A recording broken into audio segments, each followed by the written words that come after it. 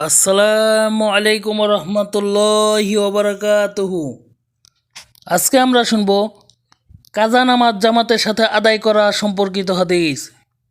হযরত জাবের রাদিয়াল্লাহু তাআলা আনহু হতে বর্ণিত, তিনি বলেন, খন্দকের যুদ্ধের দিন হযরত ওমর রাদিয়াল্লাহু তাআলা আনহু সূর্য অস্তের পর রাসূল পাক সাল্লাল্লাহু আলাইহি সাল্লামের খেদমতে হাজির হয়ে কুরাইশ কাফেরদের প্রতি গালিগালাজ করতে লাগলেন এবং এরপর তিনি বললেন, ইয়া রাসূলুল্লাহ সাল্লাল্লাহু আলাইহি সাল্লাম, ব্যস্ততার কারণে আমি আজ আসরের নামাজ আদায় করতে পারিনি।